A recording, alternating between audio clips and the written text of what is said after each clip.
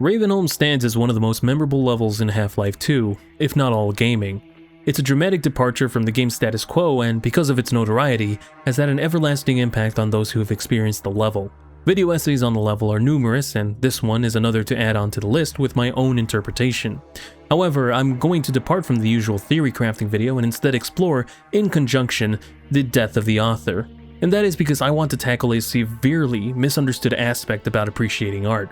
And I think that another Ravenholm theory video is a perfect opportunity to do so. I hope you enjoy it. This video is an evolution of the original script I had for over a year that I never really was happy with. That was until Valve uploaded their 20th anniversary documentary on Half-Life 2. That's when I realized that in the original script, along with it being a generic appraisal type video, gave Valve too much credit. This is something that I have noticed with a lot of these kinds of videos where creators take their own bona fide and well-argued interpretations of the level and credit it to Valve as the mastermind that painstakingly crafted the impact the creator felt. In reality, the causes of this impact were more than likely just, quoting Bob Ross, happy little accidents. But as far as context goes, I think this will be enough for us to put a pin on this and continue it later. Let's get into the theory. One of the biggest questions I had when playing the Ravenholm section of Half-Life 2 had nothing to do with the level itself, but rather what happens afterwards. After going through the hellscape of the godforsaken town and fighting headcrabs then Combine, you meet up with some human resistance fighters. One is injured and then Triage plays.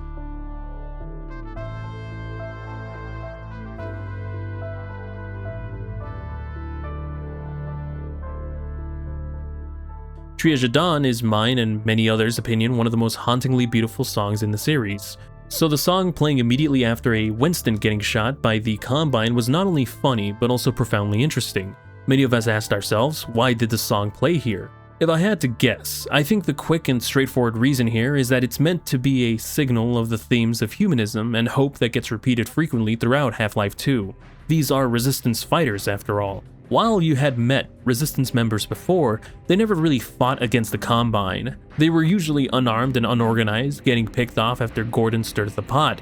With these new humans now rising up with arms, possibly because of Gordon serving as a catalyst for change, there is a drive to fight, even if it means risking life and limb, just like with Winston.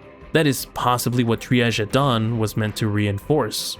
Obviously, we're kind of left in the dark about the true reason because Valve has never explicitly stated why.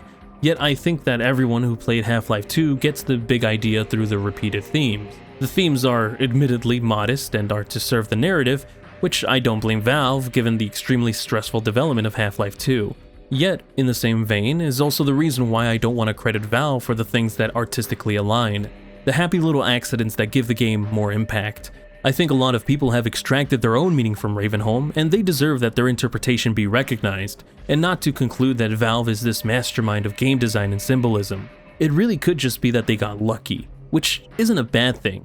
That's just art. This is the battle that's been going on since the start of human communication. For example, I think we've all had times when someone took something we said in the wrong way. Interpreting art is no different, because at the end of the day, it's all just a form of communication. This doesn't mean that there isn't restraint to interpretation. It is entirely possible that someone misses the mark completely. Communication is a two-way street, and it's tricky to ensure what you are saying, or designing, gets through in the intended way without it being overbearing in explanation. That's why writing is a skill, because everyone can write, but only good writers get paid. Even so, as good as an author's intention can be, their intention relies on how their work will be interpreted. Hence why death of the author is often a quoted phenomenon, because once it's out there, there's not much one can do to change someone's perspective. So given all that, from what Valve likely did put on the table, the limitations of what Valve could express, and how interpretation works, here's what I interpreted from Half-Life 2's Ravenholm level. I think that Ravenholm is a metaphorical snapshot of Earth after the Combine. Once the Combine extracts all the resources Earth has to offer, the Combine will do what an exploitative empire would do to something that loses its usefulness, and that is to abandon it. What would be left behind would be empty cities, barren wastelands, and an infestation of Zen creatures like the headcrabs. Of course, small little pockets of humans would be left behind to fend for themselves and to adapt to their new reality. This could either be a shining example of humanity's resilience, or their madness. Gordon practically and metaphorically goes through a premonition of what the future holds if the Combine isn't stopped. but is ultimately guided back by the unconventional angel that is Father Grigori. All of this is done through a seamless and continuous stretch of gameplay that integrates the level without it feeling out of place, aside from its darker tone. When Gordon escapes and reaches the resistance fighters, Triage at Dawn plays to emphasize Gordon's relief and signaling that the fight isn't over yet. There is still a chance to fight back the Combine, and now knowing of what may come, the fight is more urgent than ever. This is how I choose to interpret the level, all from the inference based on things that I see and the greater context of Half-Life 2. Is any of this actually intentional? No. Could it be? Probably. Would we ever know? Absolutely not. Ultimately though, it doesn't really matter. With any art, one's interpretation is just as valid as anyone else's. If someone else has a different or even contradictory view as me, it doesn't mean that I'm wrong or that they're wrong, we just don't see eye to eye. Instead of arguing hell and back to force our belief onto someone else, I think that it would be more productive use of our time to explain ourselves with evidence and reasoning. Maybe then we can come to an understanding and probably realize that we're both correct, or even incorrect, given that they may have seen something that I didn't, and vice versa. In conclusion, I think Ravenholm is impactful not because of its intended meaning, but what could be derived from it. Given that Half-Life 2 was rushed, it's reasonable to conclude that they couldn't have intended to have every inference that has been made, or will be made, be theirs. What we can say for sure is that the world building and design is one that excels as a diving board that lets us jump off with our own interpretation. It's pointless to say which one is correct because we just won't ever know, and it's impossible to ever do so.